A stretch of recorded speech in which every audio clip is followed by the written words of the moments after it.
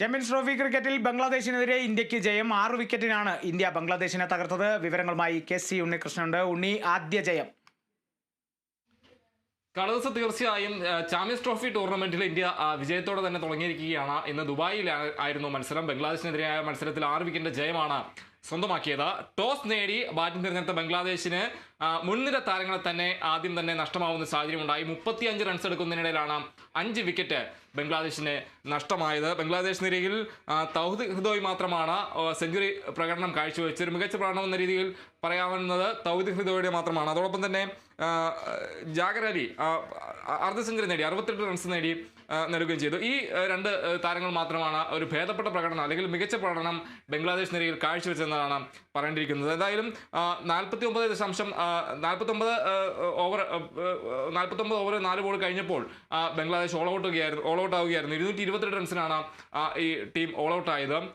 മറുപടി ബാറ്റിംഗിൽ മികച്ച രീതിയിൽ ബാറ്റ് ചെയ്യാനായിട്ട് ഇന്ത്യക്ക് കഴിഞ്ഞു. ഇന്ത്യയെ സംബന്ധിച്ചെടുത്ത് പറയുമ്പോൾ ഈ വിജയത്തിൽ ഏറ്റവും നിർണായകമായത് മുഹമ്മദ് ഷമിയുടെ ഒരു പ്രകടനമാണ്. മുഹമ്മദ് ഷമിയാണ് 5 വിക്കറ്റ് പ്രകടനം കാഴ്ചവെച്ചത്. 5 വിക്കറ്റ് നേടി അന്താരാഷ്ട്ര ഏകദിനത്തിൽ 200 വിക്കറ്റ് തേക്കുന്ന താരമെന്ന ഒരു റെക്കോർഡും മുഹമ്മദ് ഷമി സ്വന്തമാക്കിയുണ്ടായി ഈ മത്സരത്തിൽ. എന്തായാലും ഈ മറുപടി ബാറ്റിംഗിൽ മികച്ച ഒരു പ്രകടനം തുടക്കത്തിൽ തന്നെ കാഴ്ചവെക്കാൻ നായകൻ രോഹിത് ശർമ്മയ്ക്ക് കഴിഞ്ഞിരുന്നു.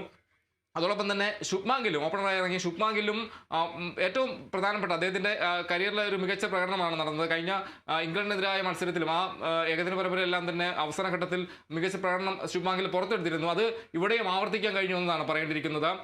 സെഞ്ചുറി തികച്ച ശുഭ്മാൻ ഗിൽ 129 ബോളിൽ നിന്നാണ് സെഞ്ചുറി തികച്ചത്. അതിൽ 9 ഫോറും അതോടൊപ്പം തന്നെ 2 സിക്സും ഉൾപ്പെടുന്നതാണ് അദ്ദേഹത്തിൻ്റെ പ്രകടനം. അതോടൊപ്പം തന്നെ വിരാട് കോഹ്ലി 22 റൺസ് എടുത്തു. കൂടാതെ KL രാഹുലും ഒരു മികച്ച പ്രകടനം ടീമിനായി നേടി 41 റൺസാണ് അദ്ദേഹം എടുത്തത്. എന്തായാലും മുൻനിര ബാറ്റ്മാൻമാരെല്ലാം തന്നെ ഒരു മികച്ച പ്രകടനം കാഴ്ചവെക്കാൻ കഴിഞ്ഞു. അതോടൊപ്പം തന്നെ ബൗൾ നിരയും മികച്ചൊരു പ്രകടനം. മുഹമ്മദ് ഷമി ഉൾപ്പെടെയുള്ള നമുക്കറിയാം, മുഹമ്മദ് ഷമിയെ സംബന്ധിച്ച് കുറച്ചാൾ അദ്ദേഹം പരിക്കേറ്റ് വിശ്രമത്തിലായിരുന്നു. വളരെ കാലത്തിന് ശേഷമാണ് അദ്ദേഹം തിരിച്ച് കളിയിലേക്ക് വന്നത്.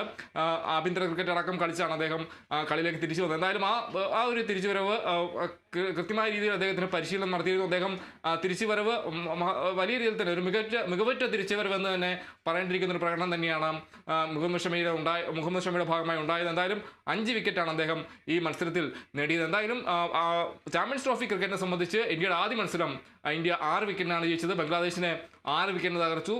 അതോടൊപ്പം തന്നെ ചാമ്പ്യൻസ് ട്രോഫി വിജയത്തോടെ തന്നെ ഇന്ത്യ തുടങ്ങിയിരിക്കുകയാണ് കളേഴ്സ്. ശരി ഉണ്ണി, എന്തായാലും ഇന്ത്യക്ക് വിജയത്തുടക്കം തന്നെയാണ്. ആദ്യ മത്സരം തന്നെ വിജയത്തിലേക്ക് എത്തിയിരിക്കുന്നു. ഇനിയുള്ള മത്സരം പാകിസ്ഥാനൊപ്പമാണ്. ആ മത്സരത്തിൽ പാകിസ്ഥാനെ തോൽപ്പിക്കാനായാൽ പാകിസ്ഥാനെ പട്ടികയിൽ നിന്ന് പുറത്താക്കാൻ കൂടി സാധിക്കും എന്നുള്ളതും കൂടിയുണ്ട്. ആദ്യ മത്സരം, അതായത് ഇന്നലെയായിരുന്നു ആദ്യ മത്സരം. ആ ആദ്യ മത്സരത്തിൽ പാകിസ്ഥാന് തോൽവി ഏൽക്കേണ്ടി വന്നു. ഇന്നിപ്പോൾ ഇന്ത്യ ബംഗ്ലാദേശ് മത്സരത്തിൽ ഇന്ത്യ വിജയിച്ചിരിക്കുന്നു. ഇനിയുള്ള 5ാമത്തെ മത്സരം, 2ാമത്തെ മത്സരമാണ് നടന്നത്. ഇന്ത്യ ബംഗ്ലാദേശ് മത്സരം. 5ാമത്തെ മത്സരം ഇന്ത്യ പാകിസ്ഥാൻ മത്സരമാണ്. അതിൽ കൂടി പാകിസ്ഥാൻ തോൽവി വഴങ്ങിയാൽ പാകിസ്ഥാൻ പട്ടികയിൽ നിന്ന് പുറത്താകും എന്നുള്ള ഒരു കാര്യം കൂടിയുണ്ട്. കെ.സി. ഉണ്ണികൃഷ്ണനാണ് വിശദാംശങ്ങൾ നൽകിയത്.